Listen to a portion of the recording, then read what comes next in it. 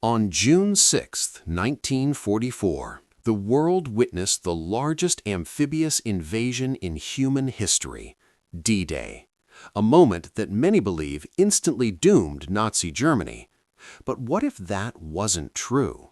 What if the German High Command didn't fully understand what had happened until weeks later?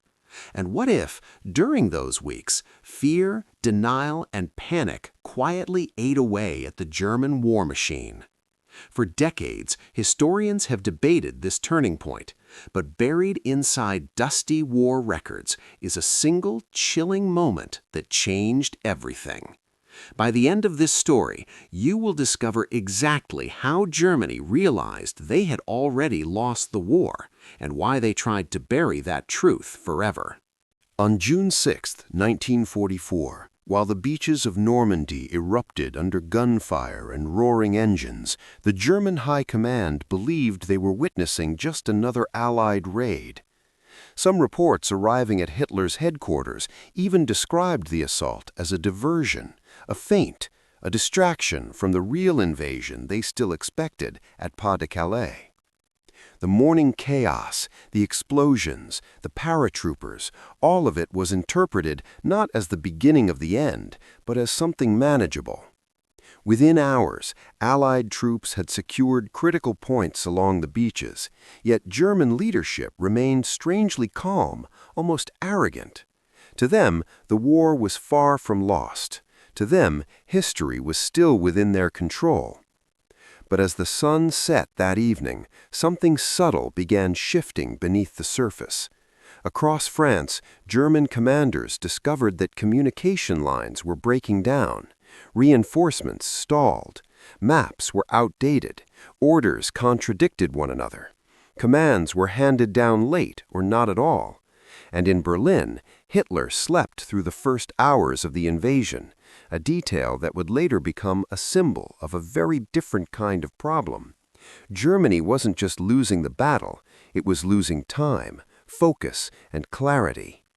D-Day wasn't only a military strike, it was the beginning of a psychological collapse. In the days that followed, Allied progress in Normandy was slow and bloody, far from the dramatic advance many people imagine today. But while shells exploded and tanks burned through the French countryside, another war quietly raged inside the German command structure, one made not of bullets, but of doubt. Field Marshal Erwin Rommel, charged with defending the Atlantic Wall, looked at the reality unfolding before him and saw a truth few wanted to accept. The Allies weren't just on the beaches, they were digging in. They were bringing endless supplies, endless soldiers, endless steel from the sea, and Germany, already bleeding on the Eastern Front, could not push them back. Meanwhile, in France, Field Marshal von Rundstedt, the commander-in-chief of German forces in the West, surveyed the battle reports with growing alarm. Every day brought worse news than the last. Panzer divisions, once the pride of Germany's military might, were being shredded by Allied air power before they even reached the front. Roads were destroyed, bridges were cut off, convoys disappeared under dark clouds of smoke. Rundstedt realized that the war had entered a new phase, not one Germany could win with heroism or bravado, but one of mathematics. Men, oil, steel, fuel, ammunition, equipment. Germany no longer had enough of any of it.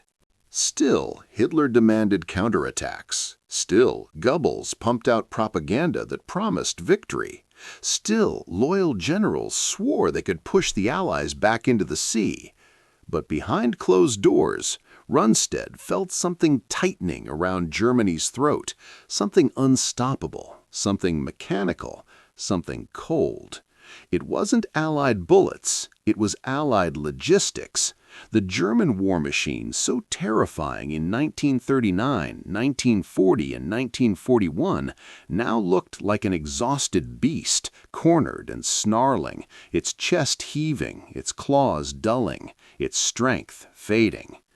By mid-June, Allied forces had secured footholds deeper into Normandy, Bayeux, Isigny, Carentan, Saint-Mère-Église, names that would go down in history not merely as captured towns, but as milestones on Germany's road to defeat. Rundstedt studied the map every morning, marking the new Allied positions, and each mark felt like another heartbeat of the Third Reich fading away. The lines on the map were moving in only one direction, and they would never move back. Outside the war rooms, life in France changed overnight. Civilians saw the sky fill with Allied aircraft, fields shook from tank columns, American soldiers handed out chocolate to children. German soldiers moved with a different energy now, not the confidence they once carried, but a tense, clipped urgency. The occupation had reversed. The occupiers were becoming the hunted. Then, 25 days after D-Day, on July 1, 1944, Rundstedt made a decision no one had expected. He sent a message up the chain of command, a message as shocking as it was honest. The war in the West, he said, could no longer be won. Germany must make peace, immediately. That message detonated like a silent bomb inside Nazi leadership. Rundstedt, one of the most respected generals in the entire German military, was telling them the truth, and the truth was unbearable. Hitler refused. Keitel and Jodl rejected it. Goebbels raged. Himmler dismissed it as defeatism, treason, poison. Rundstedt was relieved of duty, silenced, removed. But the damage was done. Because by the time Rundstedt sent his warning, the German High Command had already begun confronting the same realization. The numbers didn't lie. The battle reports didn't lie. The roads clogged with burning vehicles didn't lie. The endless Allied ships arriving in Normandy didn't lie. The war was lost. Not someday, not eventually, not hypothetically, but now. Germany was living inside the moment of defeat, and everything after July 1 was simply the slow unwinding of a dying empire. Yet the question remained, why did they hide it? Why did the German High Command refuse to accept Rundstedt's warning? Why did Hitler continue ordering impossible counterattacks? Why did they fight on for another 10 agonizing months, costing millions more lives? Was it pride, fear, madness, or something darker, something embedded in Nazi ideology itself, something that could not allow surrender under any circumstances? To answer that, we have to look deeper into the psychology of Nazi leadership, into loyalty, denial, the myth of invincibility, and the terror of losing control. And to understand that psychology, we must return to the days immediately after Rundstedt's message, when Berlin received the one report that confirmed every horrifying truth he had spoken. That report did not describe a tactical failure. It described something far worse. And it would lead to a moment in history that the German command tried desperately to erase, a moment so devastating that it revealed beyond doubt that Germany had already lost the war, and that defeat was irreversible. But to reach that moment, to witness it clearly, we must travel further into the crumbling labyrinth of Nazi strategy, fear, rage, and denial. Because the story does not end here. It only deepens, and the truth waiting ahead is darker than anyone expected. In the first days of July 1944, the atmosphere inside the German High Command was suffocating. Though the war on paper still appeared to continue with structure and strategy, there was a pulse beneath the reports darker than ink could show, a silent admission that Germany's military engine was fracturing. As Rundstedt's call to negotiate peace spread through the corridors of Berlin, every officer, whether they admitted it or not, felt something irreversible shifting beneath their feet. The German war effort was not simply struggling, it was collapsing under the weight of its own impossible momentum.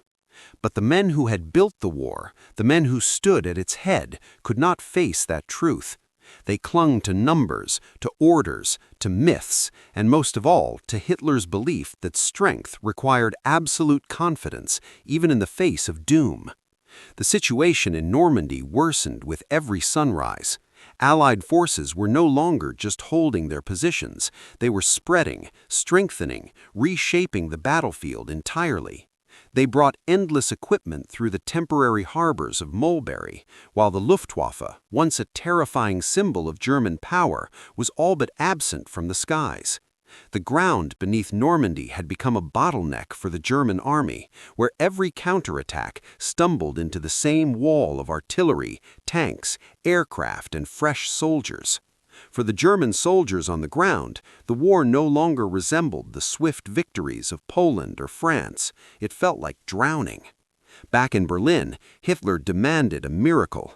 He ordered divisions that no longer existed to be moved to fronts that no longer held. He insisted on counterattacks that were doomed from the moment they were conceived.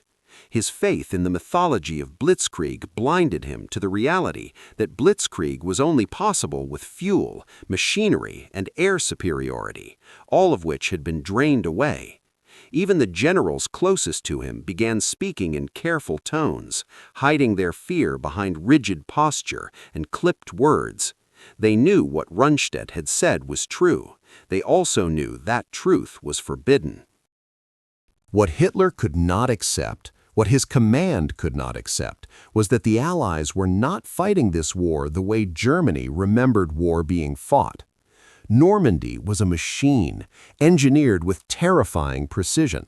The Allies had mastered logistics in a way Germany never could. They built roads out of steel. They dragged entire harbors across the sea.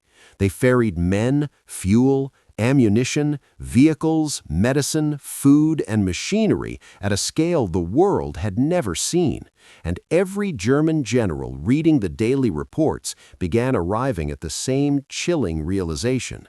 The Allied supply system was not just strong, it was limitless. Germany's was not just weak, it was finite.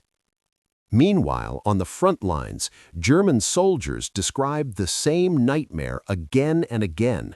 They would attempt to move troops under the cover of darkness, only to find that Allied aircraft did not rest. They would send tanks through hedgerows, only to watch them burst into flames from rockets fired by men they could not see. They would call for reinforcements that never arrived. They would dig trenches, only to discover that Allied armor crushed earth and steel alike. Morale began to corrode. Soldiers stopped speaking of pushing the Allies back and began speaking of survival. The Nazi myth of unstoppable power evaporated beneath the screams and smoke. As these reports moved up the chain, the German High Command became a battlefield of politics and ego. Rommel argued bitterly that the only hope of stabilizing the front was to withdraw from Normandy entirely, regroup, and fight defensively. Hitler refused. Keitel insisted that victory was still possible if they simply fought harder. Hitler agreed. Jodl begged for patience, for time, for fuel, for reinforcements that did not exist. Hitler nodded, then demanded another counterattack. Every conversation, every argument, every confident declaration of future victory ended the same way. Germany had no resources left to change the outcome, but no one was allowed to say it. Yet the most devastating blow had not come from Allied firepower or Rundstedt's warning. It came from the Eastern Front, where the Soviet Union had launched Operation Bagration. In just weeks, entire German armies were annihilated, cities fell, thousands of square miles of territory vanished almost overnight. Hitler had once claimed he could fight a war on two fronts. Now he was losing on both, and no one in Berlin could deny it anymore. Germany was surrounded by a storm, and Normandy was just one roar in the thunder. The empire was breaking. On July 16th, Rommel visited Hitler to present the truth face to face. His report was blunt. The situation in Normandy was hopeless, the front would collapse, and the only rational option was negotiation. Hitler listened, silent and expressionless. Then, with cold certainty, he rejected everything. He insisted the war could still be won, no retreat, no surrender, no peace. Rommel left in silence, the weight of defeat crushing him more heavily than any wound. Days later, Rommel's car was strafed by Allied aircraft, injuring him so severely he had to leave command. The two voices in German leadership pushing for peace, Rommel and Rundstedt, were now gone from the battlefield. The war machine marched on without direction, without purpose, without hope. 25 days after D-Day, Germany had reached what historians now call the recognition point, when the leadership understood the truth but publicly denied it. It was the moment in every war where reality and propaganda split apart like a seam tearing open.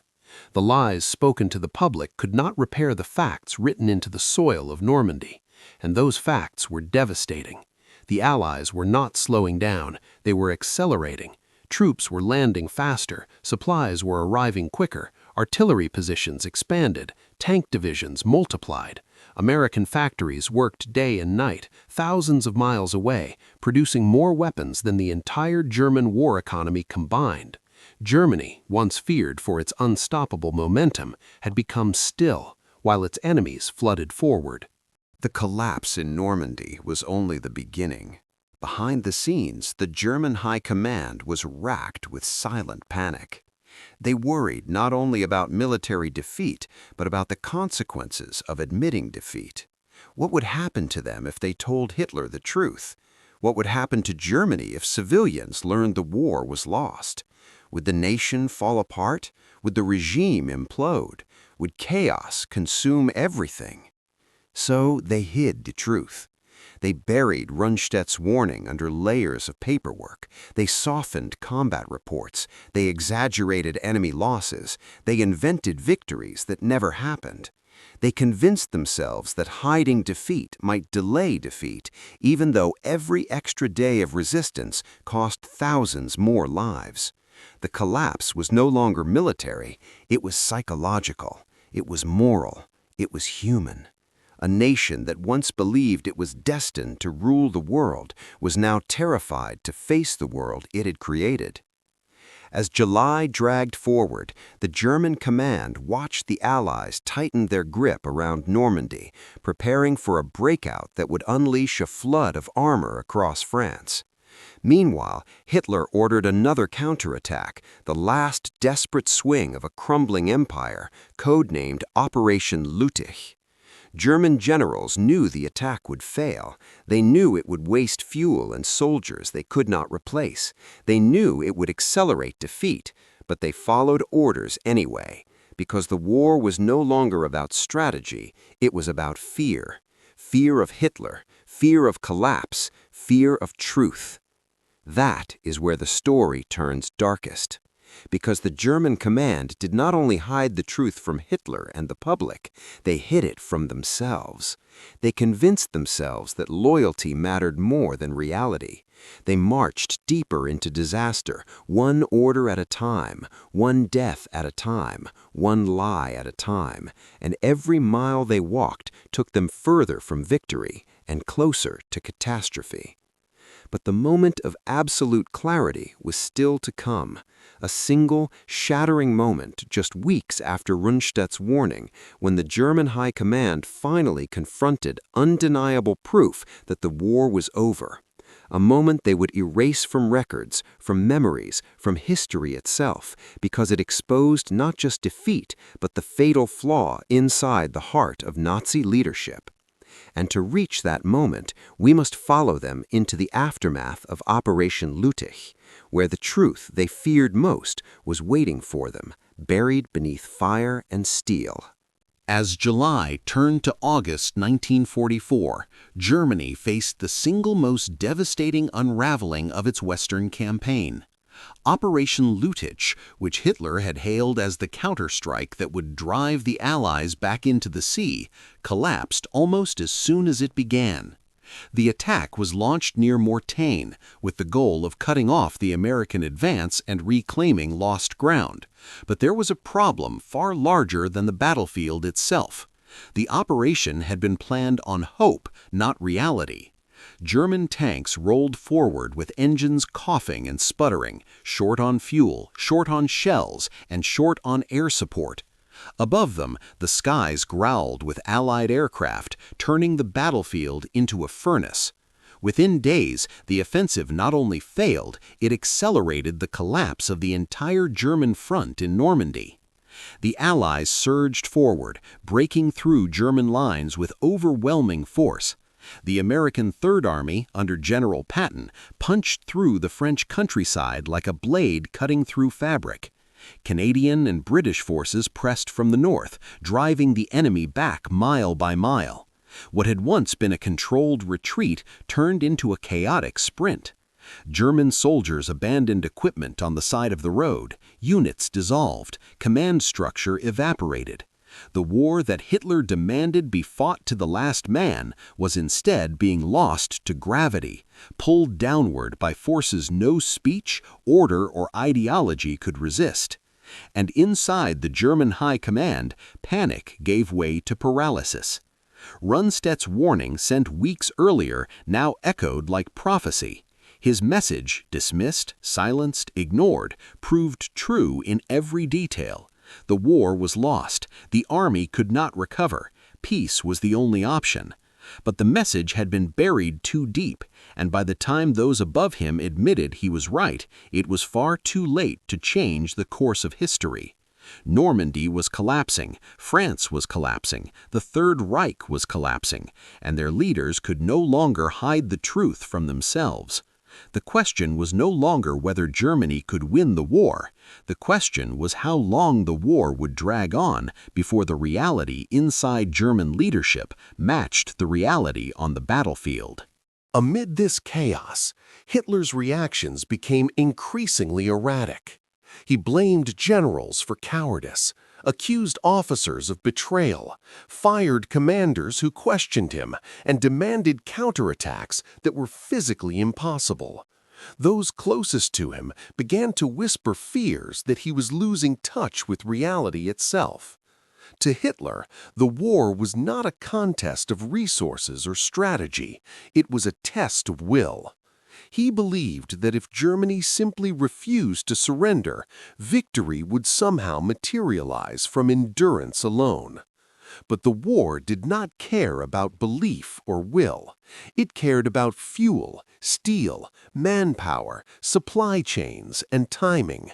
And in every measurable category, Germany was bleeding out. The turning point came in the Falaise Pocket, where German forces became trapped in a tightening circle of Allied firepower. Tens of thousands of German troops were surrounded. Vehicles choked the narrow roads. Smoke hung low over the fields as artillery blasted the countryside. German soldiers tried desperately to escape through gaps in the encirclement, carrying wounded comrades through mud and rubble, abandoning equipment in ditches, sprinting through forests under constant bombardment. The air was filled with the sound of engines dying, metal tearing, men shouting, and the distant thunder of Allied tanks rolling closer. The German army in Normandy, once proud and ironclad, now looked shattered, starving, broken, a ghost of its former self. Back in Berlin, the reports arriving from the front were horrifying. Entire divisions had ceased to exist. Commanders had disappeared. The Falaise collapse was more than a defeat. It was an erasure. A moment when the German army in the West was effectively destroyed as a fighting force. The truth could not be hidden anymore, no matter how hard the High Command tried. Rundstedt's warning had not simply been validated, it had been dwarfed by the scale of reality. Germany had not only lost the war, it had lost any chance to control how the war would end. And yet, even as the truth stared the German leadership in the face, they continued to pretend. Speeches broadcast to the German people promised strategic withdrawals, temporary setbacks, and future victories. Newspapers printed stories of Allied casualties so inflated they bordered on fantasy. Hitler demanded oaths of loyalty from officers who knew the war was doomed. The regime clung to its illusions even as the ground crumbled beneath it. And in the middle of that dissonance lay the darkest truth of all. Germany did not fight to win anymore. Germany fought because it was unable to imagine surrender. As the Allies swept through France, liberating towns and cities, German soldiers retreated across the Seine, leaving equipment, bodies, and memories behind them. Civilians cheered in the streets, flags unfurled, joy and relief rippled across the land. France was waking from a nightmare. For the German occupiers, the retreat was humiliation layered upon grief. They had once believed themselves unstoppable, part of a destiny written in steel. Now they were simply trying to survive long enough to reach the next river, the next forest, the next border. Any place where they could pause, regroup, and pray for a miracle that would never come. Meanwhile, deep within the German war rooms, the truth Hitler feared most finally arrived in the form of a grim report. It was blunt, clinical, and merciless. It stated that the German Western Front had collapsed beyond recovery. It detailed the losses, the shortages, the encirclements, the failures of command. It confirmed that Allied air superiority was absolute. It concluded that the war could not be won, and it recommended immediate negotiation. The report was passed upward, read in silence, and swiftly destroyed. No copies allowed, no discussion permitted. It was the moment Germany officially recognized defeat, and the moment they chose to hide it. What made that decision so extraordinary was not simply the denial of military facts, but the denial of responsibility. Rather than face the consequences, Nazi leadership clung to a dream of endurance, determined to drag the war forward regardless of cost. Hitler believed that fighting longer would fracture the Allied coalition. He believed that new weapons, the V-2 rocket, the jet fighter, would change everything. He believed that surrender would be an unforgivable betrayal of Germany's destiny. But the reality was that every day the war continued, more lives were consumed by a victory no longer possible. Germany had entered a tragic paradox. The war was lost, but it continued. The army was broken, but the fighting intensified. Defeat was undeniable, but the truth was unspeakable. As August came to an end, the German retreat stretched across France like a shadow. The Allies marched forward. Paris was liberated. The myth of German invincibility dissolved forever. What remained was the painful truth Rundstedt had tried to expose. The war should have ended months earlier, saving countless lives. But pride, fear, and ideology drowned reason. Germany had not been defeated by the Allies alone. It had been defeated by itself. In the final months of the war, Hitler's bunker became a symbol of the regime's decay. His voice trembled, his orders collapsed into rage. He berated generals who had sacrificed everything. He refused to accept any suggestion of peace. The world outside narrowed until it was little more than maps on a table and voices echoing through concrete walls. Rundstedt's message that Germany must seek peace haunted those who remembered it. It represented the path not taken, the truth not spoken, the lives not saved. And perhaps the greatest tragedy of all was that the war continued long after everyone knew it was lost. When the guns finally fell silent in May 1945, Europe lay in ruins. Millions had died in a conflict that could have ended sooner. Cities were shattered, families torn apart, countries scarred forever. And among the documents recovered after the war, hidden in archives and sealed files, historians found fragments of the message Rundstedt had sent. A warning ignored, a truth postponed, a chance for peace denied. It was the moment the German High Command realized defeat, and the moment they chose to bury that realization beneath layers of lies. Because to admit defeat was to admit failure, and to admit failure was to unravel the entire Nazi myth. Now, decades later, the mystery first posed at the beginning of this story has its answer. Did Germany know the war was lost weeks after D-Day? Yes, irrefutably. Operation after operation proved it. Report after report confirmed it. Rundstedt saw the truth clearly, and he was silenced for speaking it. The reason Germany hid that truth was not strategy. It was not hope. It was fear. Fear of collapse, fear of chaos, fear of shame, fear of the world they had set into motion turning back upon them. That fear drove them past the moment of defeat, through months of destruction, into a final reckoning carved into stone and ash. And so the story comes full circle. On June 6, 1944, the invasion began. 25 days later, Germany realized the war was lost. But it took nearly a year, thousands of battles, millions of lives, endless devastation before the truth reached the world. History remembers Normandy as the beginning of Germany's downfall. But the real story is not just the invasion itself. It is the moment Germany knew, and the moment they hid the knowledge. Because the most powerful weapon in war is not a tank or a bomb or an army, it is the truth. And the most dangerous silence is the silence that follows it. Now, with the full story uncovered, the mystery that opened this script finds its conclusion. Yes, the German High Command understood the war was lost just weeks after D-Day. Yes, they chose to bury that truth.